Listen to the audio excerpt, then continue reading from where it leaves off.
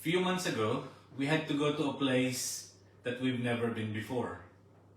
Meron po kami pinuntahang lugar na hindi pa namin nararating at kailangan namin ng direksyon.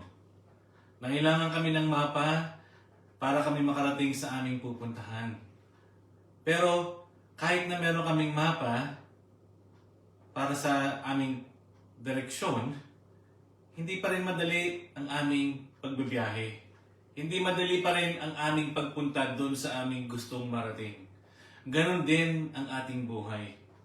We need to find the right way, the right path, so that we could go to the right destination.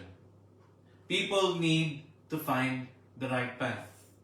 The Word of God is being preached to awaken our souls, our lost souls and spirits. Jesus gave His longest sermon by the mountainside. This is to direct people and point them back to God. Nangusap siya, nagsalita siya sa ilang na lugar, marami nakikinig na tao, marami siyang gustong makausap, maturuan ng tamang direksyon kung paano mamumuhay ang mga tao. At ganoon din tayo ngayon. Nangungusap ang salita ng Panginoon para tayo bigyan ng direksyon. At nawa sa araw na to, kausapin tayo ng salita ng Diyos. Ang ating mensahe, do not follow the wrong way. Let us pray. Heavenly Father, we thank you, Lord, for this morning.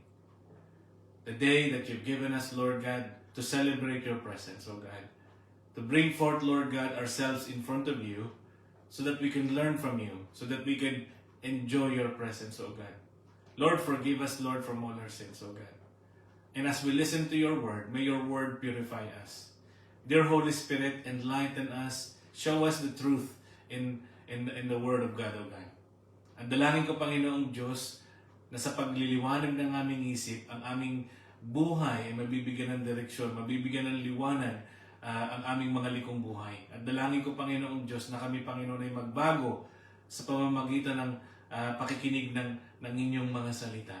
Dalangin ko, Panginoong Hesus, ng inyong kapangyarihan, ng inyong katotohanan, ang mangusap sa aming kalagitnaan. At dalangin ko, walang maitaas kung hindi ang pangalan ng aming Diyos ang nasa langit. Maraming salamat po, O Diyos.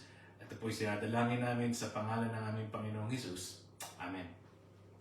Matthew chapter 7, 13 to 14.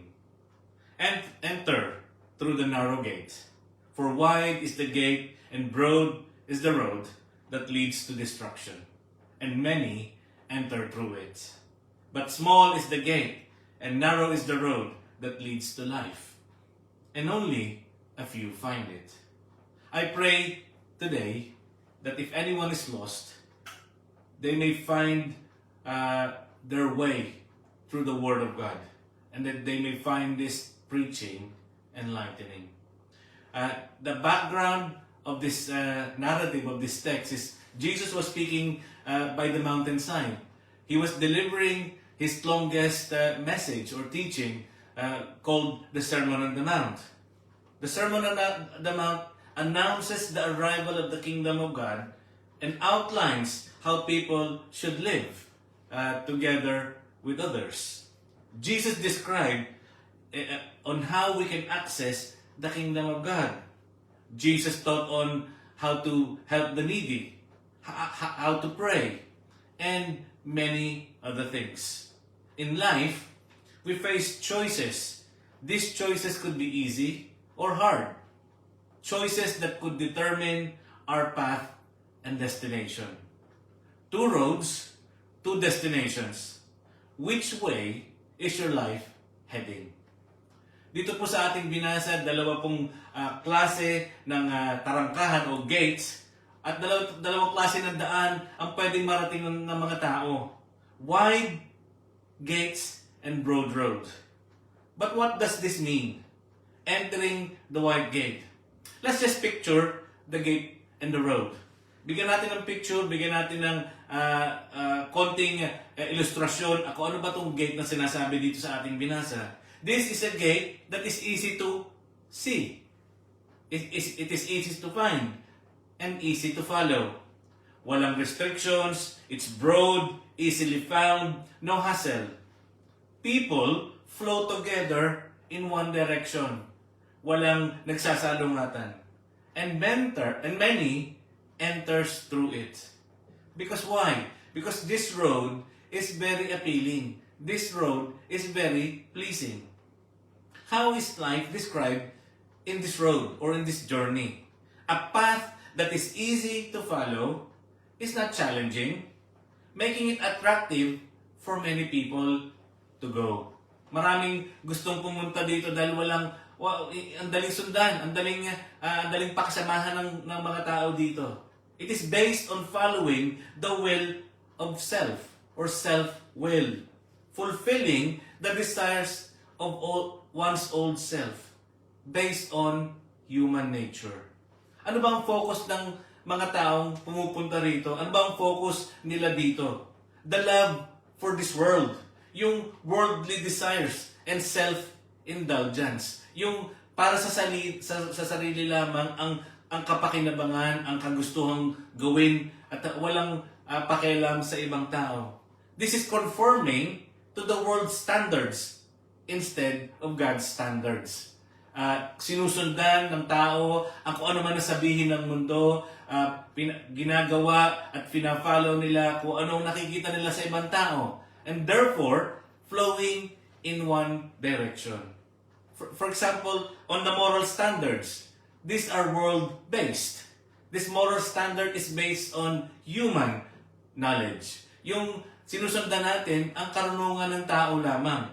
Matthew chapter 15 verse 9, they worship me in vain, their teachings are merely human rules.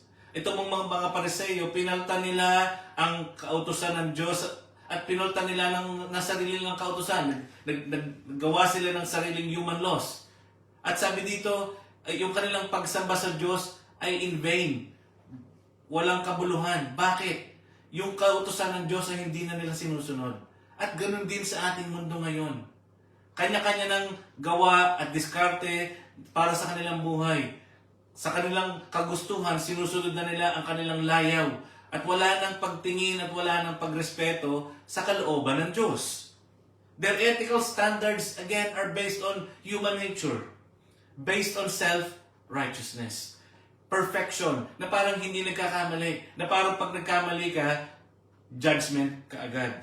Romans chapter 3 verse 10 says, no one, not even one, is righteous. Pero dito sa ethical standard o dito sa mundo na nakabase sa self-righteousness, people are driven by perfection as if people are perfect. And we are not. Only God is perfect. Luke 18 verse 9. To some who were confident of their own righteousness and looked down to everyone else, Jesus told this parable. This was a parable between the tax collector and the Pharisees. Obviously, the tax collector are sinners because they are corrupt people, and the Pharisees, being teachers of the law, they think that they are obeying what God is teaching them, and therefore looking down on those people who are not. Ito po yung nakabase sa kanilang kalakasan, nakabase sa kanilang karunungan, ang kanilang katuwiran o ang kanilang kabanalan. Pero dito pinapakita kung kanino napunta ang pabor ng Diyos, nandun sa tax collector na nagsisi, nagbik ng kanyang heart at nagsabi, Lord, na ako'y makasalanan. Samantalang itong Pariseo na to na nagsabi na siya'y malinis, na siya'y gumagawa ng lahat ng utos mo, and looking down on those people who were sinners.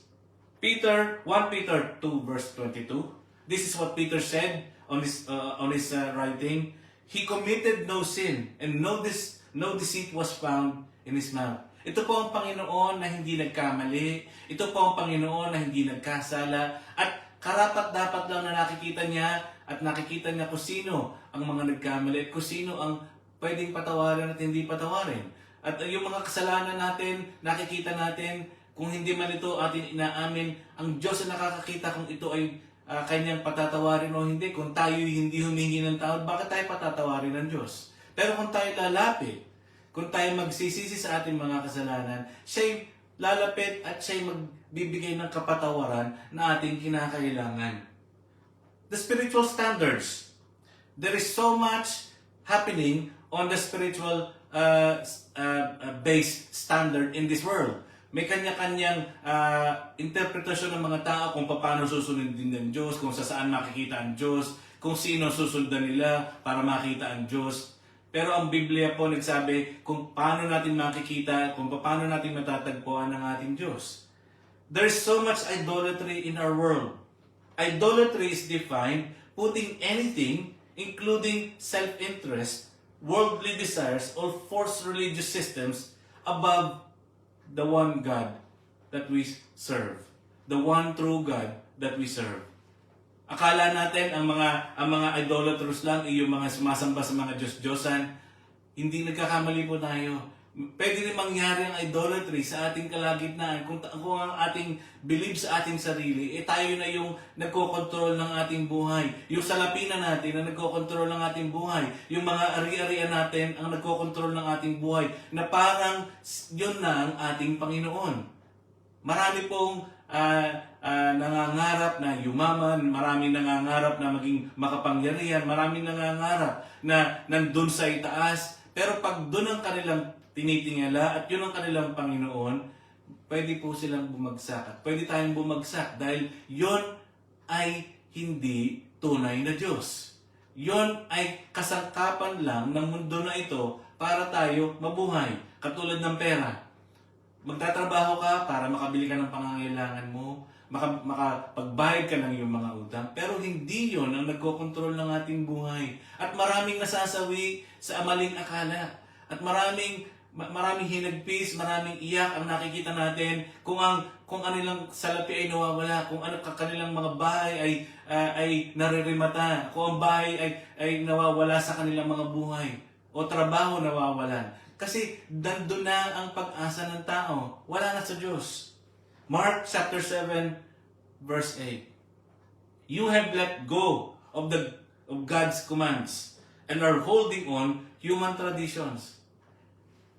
Kinalimutan daw ng tao, kinalimutan ng mga Pariseo, ng mga religious leaders yung totoong kalooban ng Diyos, yung mga utos ng Diyos, at nanatili sila sa human tradition na hindi naman talaga dapat sundin. Ang dapat nating sundin ay yung kalooban ng Diyos. 1 John 2:15-16. Do not love the world or anything in the world. If anyone loves the world, the love of the Father is not in them. For everything in the world, the lust of the flesh, the lust of the eyes, and the pride of life, comes not from the Father, but from the world. Pag iniibig daw natin, parang ang ating mindset ay dito na lang sa lupa at parang dito lang tayo magpapayaman, dito lang tayo iipon, magpupundar ng lahat ng bagay, at parang hindi na tayo aalis dito sa mundo na to, tayo'y mabibigo. Bakit? Kasi hindi naman tayo talaga magtatagal sa mundong ito. Tayo'y panandalian lamang. The priority is only temporary, which is enjoyment here on earth and nothing else. Ang ating focus, mag-i-enjoy tayo dito at parang hindi na natin makukuha yung enjoyment somewhere else. Yung focus natin is only here on earth and nowhere else. Material pleasures, worldly success, self-gratification over spiritual truths and eternal values. Wala na tayong iniisip na paano later on pag tayo binawiin na ng buhay o parang pag tayo namatay na. Hindi na iniisip yon. Ang importante kung ano yung nararanasan ko ngayon. Ang importante na masaya ako ngayon. Hindi ko na iniisip kung anong mangyayari sa akin later. Bahala na kung anong pwedeng mangyari later on. And that is falsehood na dapat hindi iniisip ng mga tao. The system is ruled by the enemy. Itong mundo natin ay pinapangunahan ng kaaway. Pinapangunahan ng kadiliman. The world has been blinded by the enemy. 2 Corinthians 4 verse 4. The God of this age has blinded the minds of the unbelievers so that they cannot see the light of the gospel that displays the glory of Christ, who is the image of God. Ang kaaway daw, binulog ang mga mata ng mga tao para hindi makita ang ningning, ang katotohanan na dinadala ng ating Panginoong Hesus, na pinapakita ang anyo ng ating Diyos Ama na nasa langit.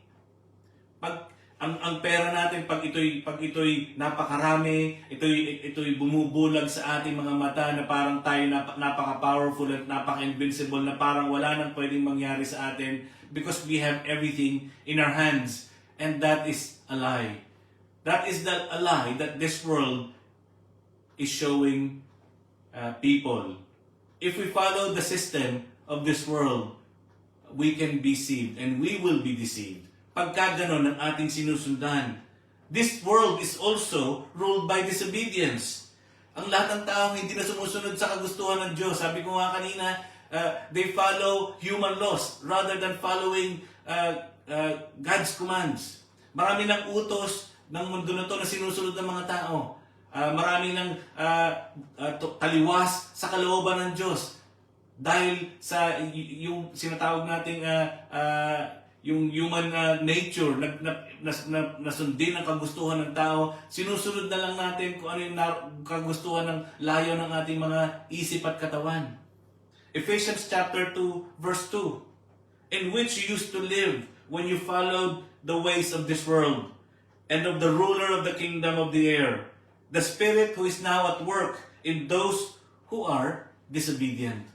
Yung spirito daw ng kaaway ay kumikilos sa mga tao na hindi sumusunod sa kalooban ng Diyos. Again, binulag ang mga tao para maging suwail at para hindi sumunod sa kalooban ng Panginoon.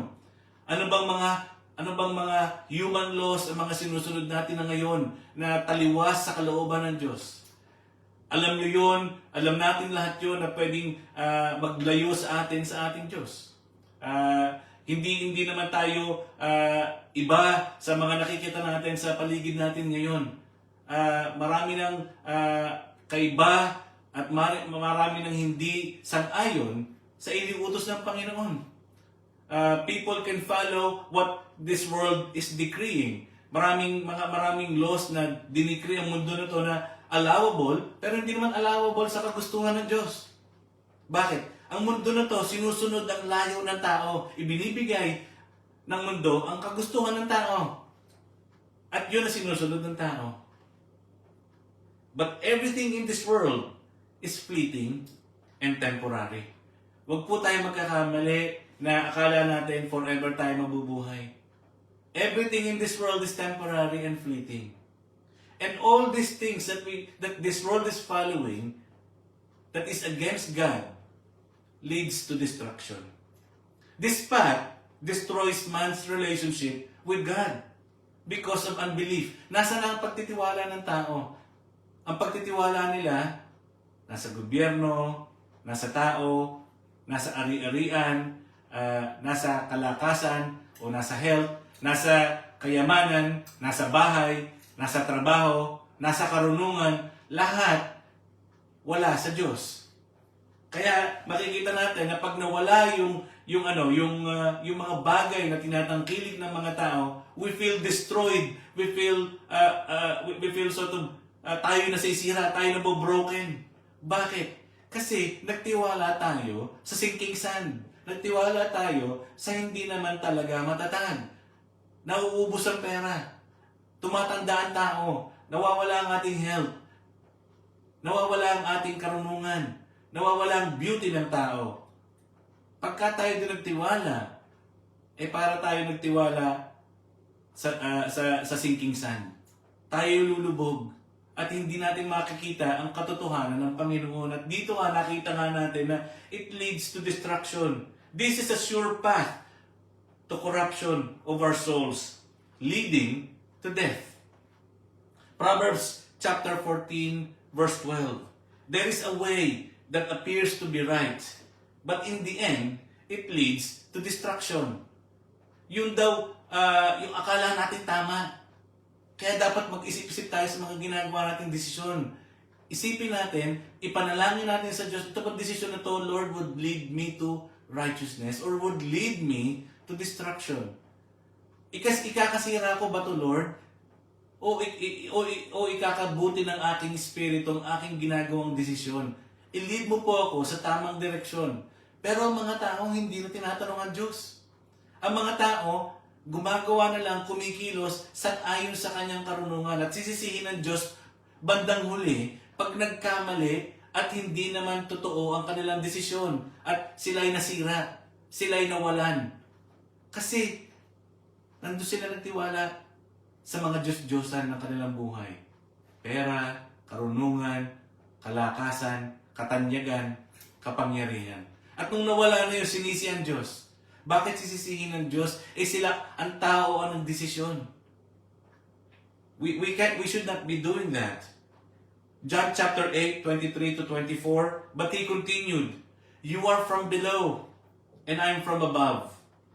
You are of this world. I am not of this world. I told you, you would die in your sins. If you do not believe that I am He, you will indeed die in your sins." Sabi dito ng Panginoon, napaka-blatant, napaka-lakas, napaka-kapangyarihan at napaka-direct to the point ang sinabi ng Panginoon dito sa verse na binasa ko ngayon. Sabi ng Panginoon, ikaw ay taga-lupa, ako ay makalangit. Taga-lupa ka, ako ay taga-langit, at therefore, kung hindi ka mananampalataya sa akin, ikay mamamatay at ikay mamamatay dahil sa kasalanan mo. Pag hindi ka nagbago, pag hindi ka nanampalataya na ako ang anak ng Diyos, na ako ang tagapagligtas na pinadala ng Ama para ka maligtas, ikay mamamatay sa kasalanan mo.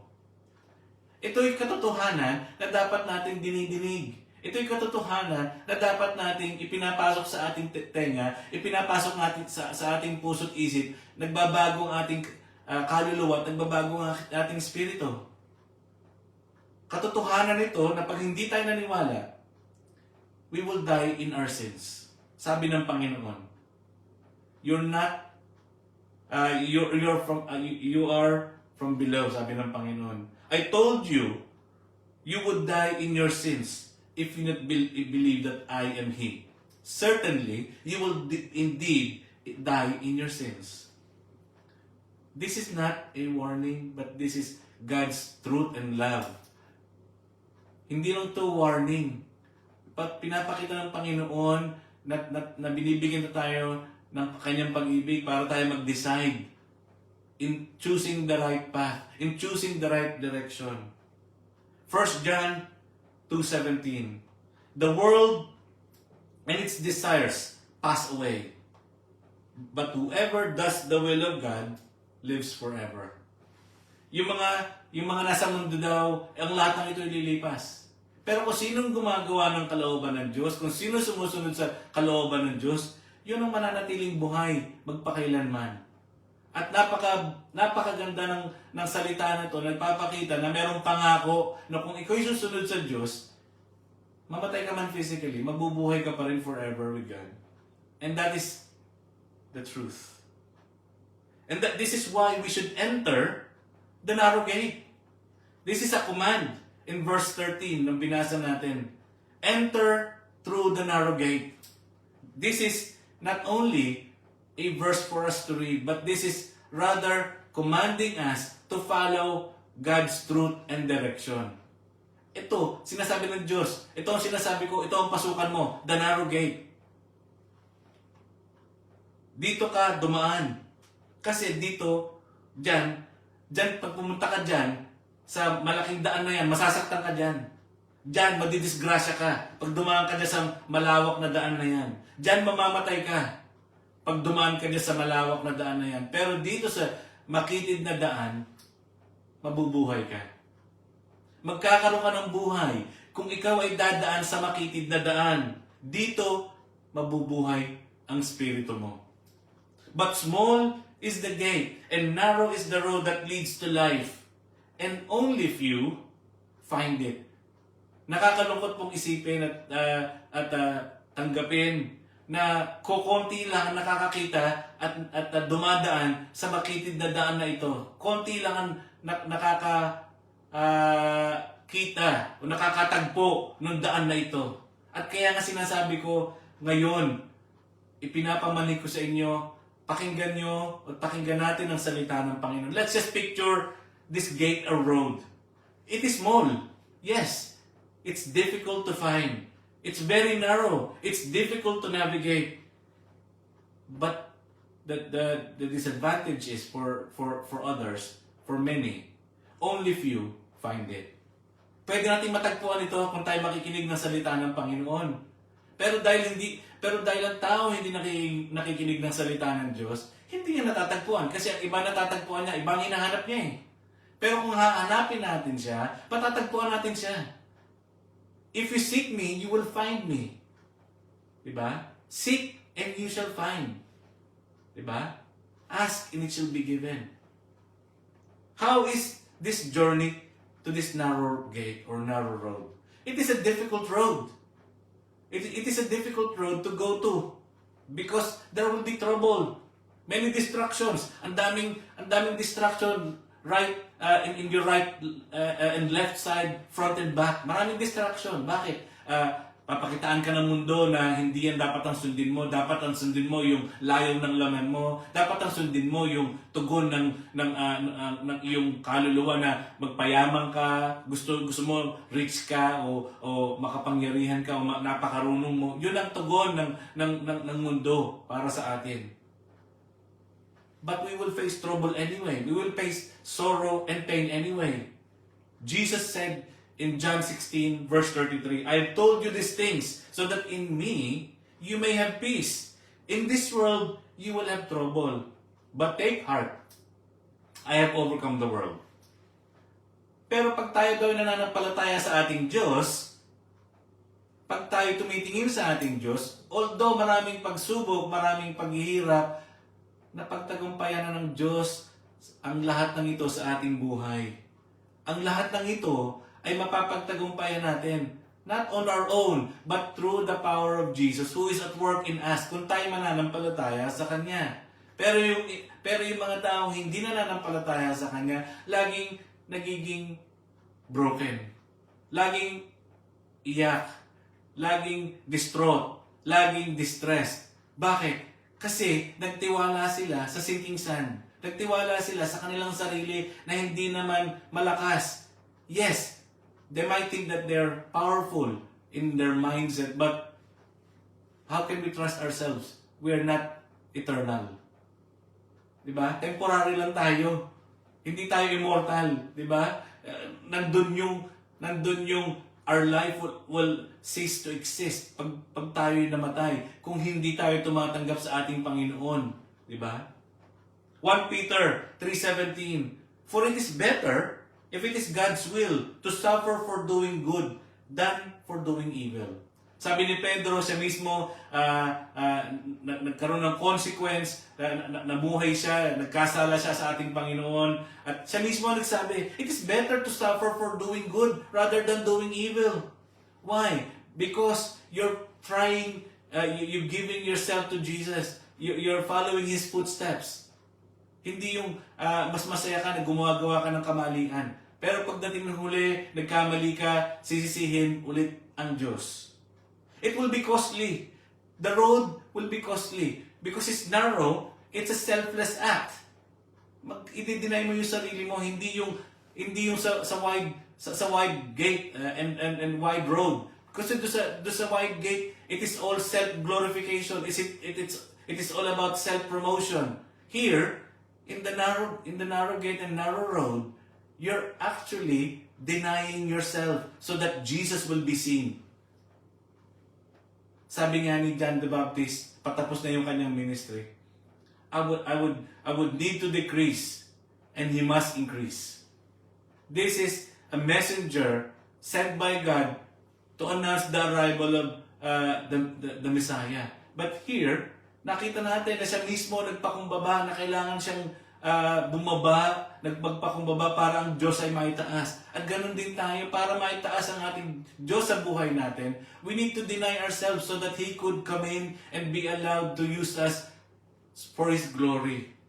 This is not suggesting that you need to forget yourself. Hindi ko sinabing kalimutan natin ang ating sarili, but following Jesus' example of servanthood, meaning loving others as well. Matthew chapter 16, verse 24. Then Jesus said to his disciples, "Whoever wants to be my disciple must deny themselves, take up their cross, and follow me." Yes, it is costly. But the rewards are even greater. Pag sumunod tayo sa ating Panginoon, totoo, may kapakinabangan, may reward in life later on. Not only that it is costly, it is also challenging. Following Christ isn't normal in this world. Sa mundo na to, hindi normal sumunod kay Kristo. In fact, the world hates Jesus. The world mocks Jesus. When He came, hindi naman siya tinanggap ng mundo. In fact, ni-reject siya ng mundo. And even now, Jesus is being rejected by this world. Why is it challenging? Because obedience to the end is a good thing to do. Hindi yun, kailangan tayong umubay sa ating Panginoong Jesus. Kailangan tayong patuloy na sumunod sa kalooban niya. Hindi tayo kailangang mag-fade. Sabi nga ni Pablo, I've run the good fight, di ba? I've done the good race, di ba? Sabi niya na ako'y lumaban sa magandang laban.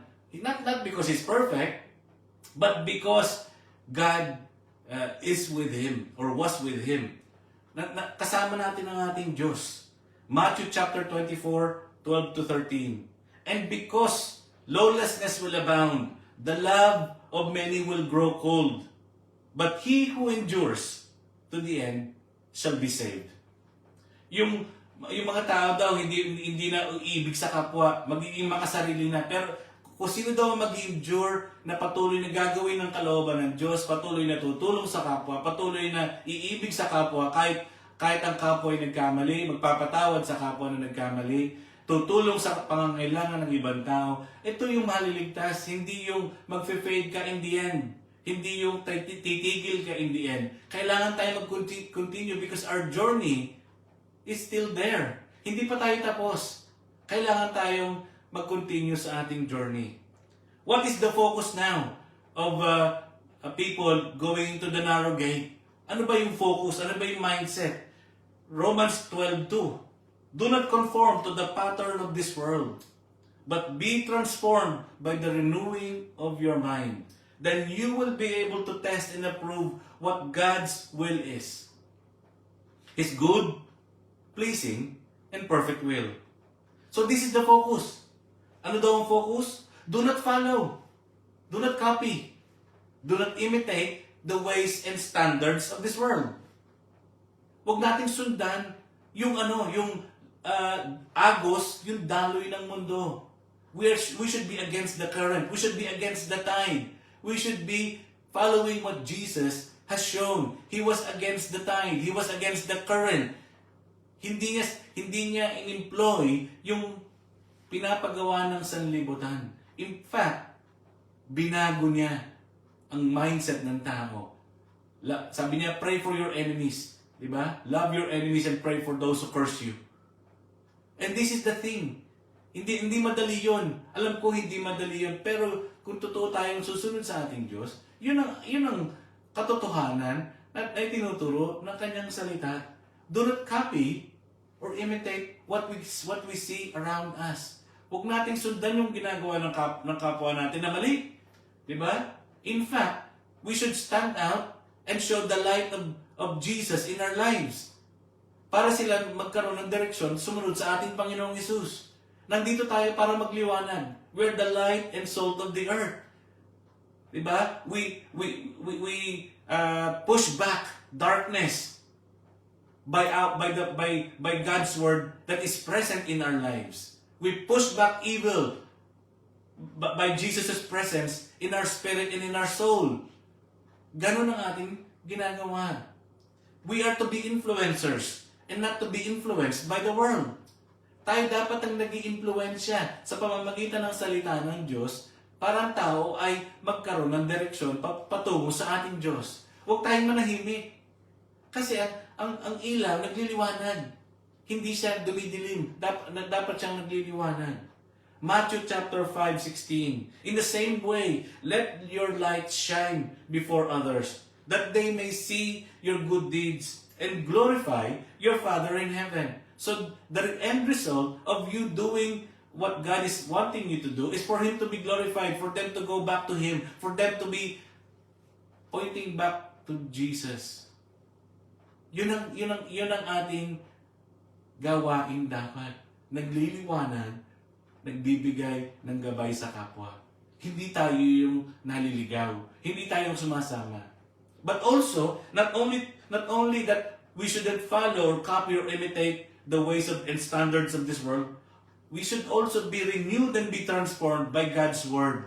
Sa tuwing tayo nag-aaral, iniisip natin, paano ba yun kikilo sa buhay ko? Yung narinig ko kanina. Yung na Bible study namin, paano ba yun kikilo sa akin? Yung aking personal at quiet time kaninang umaga, paano yun kikilo sa buhay ko?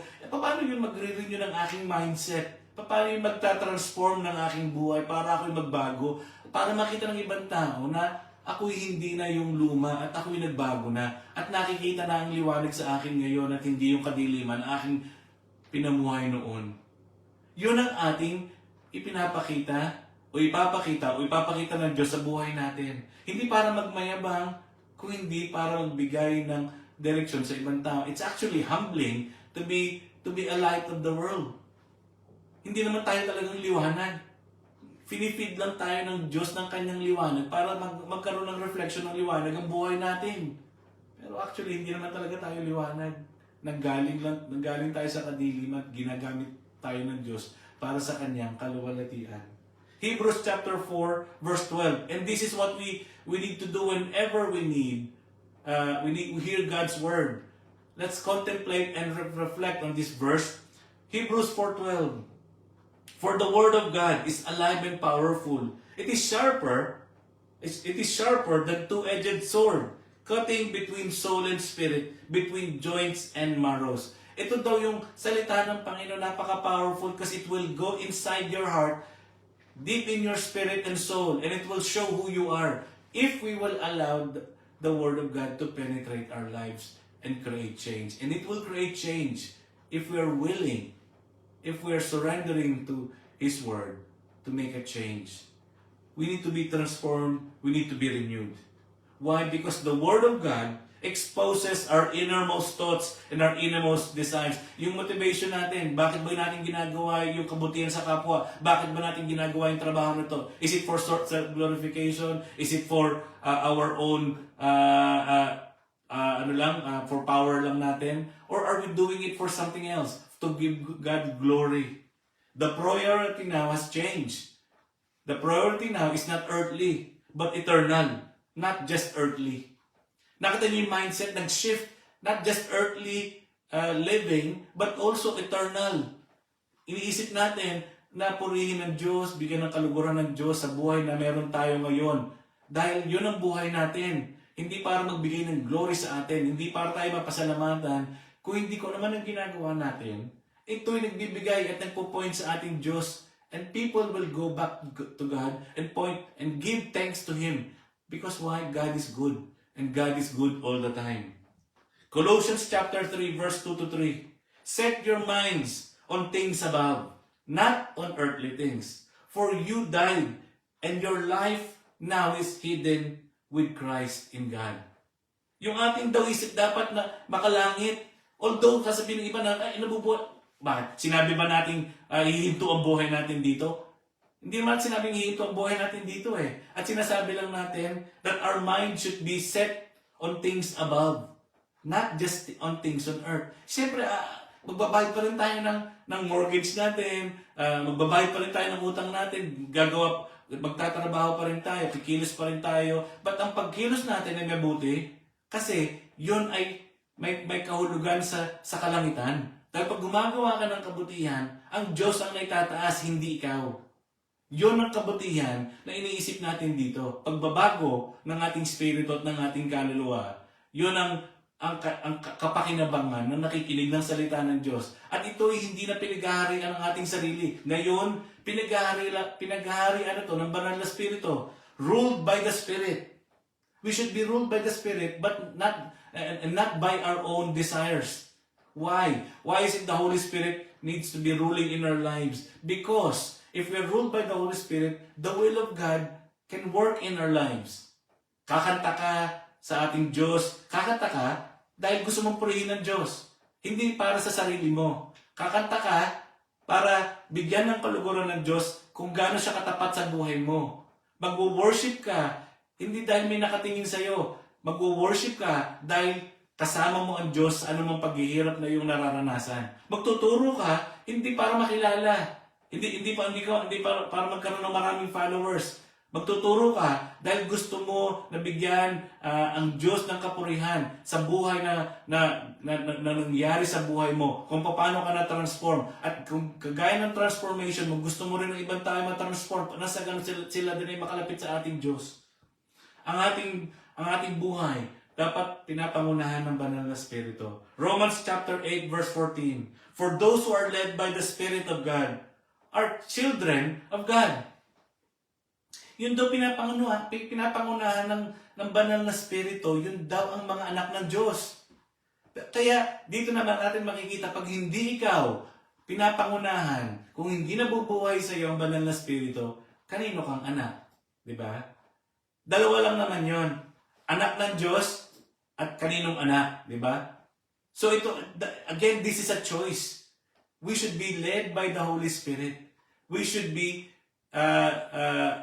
allowing the Holy Spirit to rule in our lives so that the manifestation of the Holy Spirit will be evident in our lives. Joy, love, peace, goodness, long-suffering, di ba? Yung mga fruit of the Holy Spirit makikita sa buhay natin. At yun ang magpapakita na tayo mga anak ng Diyos. Galatians 5 verse 16. So I say, walk by the Spirit, and you will not gratify the desires of the flesh. Hindi daw natin mag-gratify ang ating sarili kung ang banal na Espiritu ang kasama natin lumalakad sa buhay natin. Kung tayo lumalakad, dapat we're living by faith and not by sight. Ang pagtitiwala natin, wala na sa sarili natin, wala na kung anong meron tayo, wala na kung ano yung nasa paligid natin, kung maganda man o pangit. Ang pagtitiwala natin sa ating Diyos na umiibig sa atin, na malalim ang kanyang pag-ibig dahil binigay niya ang kanyang anak para tayo maligtas. And all of this, in the narrow gate, leads to life. It will lead to life. That the outcome of going into the narrow gate, the narrow road, is not destruction, but life. There's a choice. Nakita niyo always two roads, two destination. Death or life. Diba? Children of God or not children of God. Ito lagi yung choice na we are faced. The destination that we are welcome to is an ultimate joy that none of us can or will be able to describe.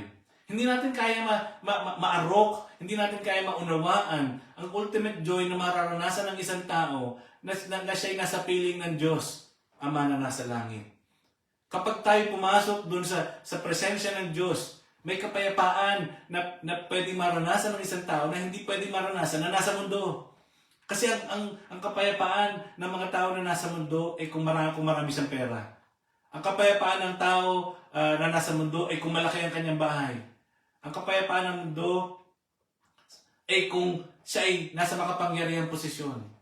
Bakit? Kasi iniisip niya, kaya niyang kontrolin sa pamamagitan ng mga bagay na meron siya ang mangyayari sa kanyang buhay. Hindi natin nga makokontrol ang ating buhay.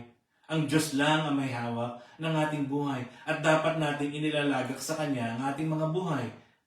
At kung hindi natin inilalagak ang ating buhay sa Kanya, kanina natin inilalagak ang ating buhay.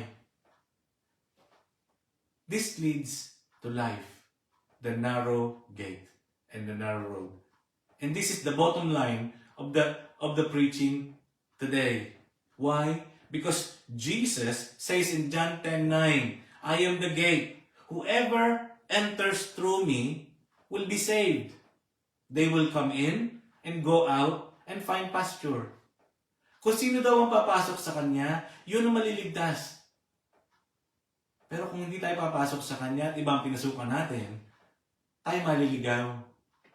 Tayo malilid sa destruction. Tayo malilid sa death, not life. And Jesus is pointing this truth to Himself as the gate that we need to enter to. Why? Because He loved us. That's why He died for us.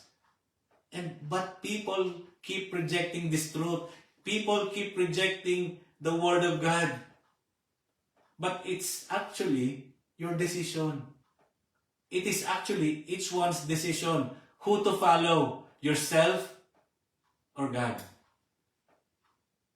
This world or God's Word. I hope you will be guided by God's Word. John 10:10. The thief comes to steal, to kill, and destroy. I have come that they may have life and have it to the full. Kung papasok daw tayo sa Kanyang gate, sa Kanyang daan, tayo makaka-experience ng immeasurable, full life na hindi natin may experience kung anong meron tayo, kung anong meron tayong itinatangi sa buhay natin. Hindi natin matatagpuan yung fullness of life dito sa lupa, sa mga bagay na meron tayo. Kay Kristo Jesus lamang, yun matatagpuan. At kung tayo lalapit sa Kanya, kung tayo mananampalataya sa Kanya bilang anak ng Ama, binigay para sa atin, para tayo ay maligtas, tayo Kanyang ililigtas, tayo Kanyang papapasukin dun sa narrow road na tayo makakasunod sa Kanyang kalooban. Ito po ang mensahe ng Diyos para sa ating lahat. At dalangin ko na bigyan tayo ng banal na spirito ng kaliwanagan. Bigyan tayo ng direksyon ng ating Diyos para sundin natin ang kalooban ng Diyos. At huwag tayo magtiwala sa makalupang kaisipan na ang pagtitiwala natin ay sa mga ari-arian lamang dahil yan ay nawawala. Konting iglap lamang, yan ay mawawala. Konting baha, konting ulan, konting dilubyo, o konting sakuna sa financial system ng mundong ito, pwedeng mawala ang lahat ng bagay sa atin. Pero kung nasa atin ang Diyos, kompleto tayo. Dahil ang Diyos ang bumubuo sa ating buhay. Tayo po'y manalangin. Aming Diyos, aming Ama, salamat po Panginoon sa inyong kabutihan. Na kami Panginoon ay patuloy niyong tinuturuan dahil ayaw niyong maligaw ang lahat ng tao. Dalangin ko po Panginoon Diyos na sa araw na to, ang inyong salita, Panginoon, ay pumukaw ng mga spirito at kaluluwa ng maraming tao, Panginoon. At dalangin ko, Panginoon Diyos, ang pagtitiwala ng tao ay mabaling sa iyo, malipat sa iyo ng tuluyan at lubusan. Na sa ganon, Panginoon, makatanggap sila ng kaligtasan na inyo pong ibinibigay. Dalangin ko, O Diyos, na ang inyo pong salita, Panginoon, ay patuloy na kumilos sa lahat sa amin, Panginoon. At ito po, Panginoon, ang aming maging gabay sa aming mga buhay. Ito po'y samot dalangin namin sa pangalan ng aming Panginoong Hesus. Amen. Pagpalain kayo ng Diyos.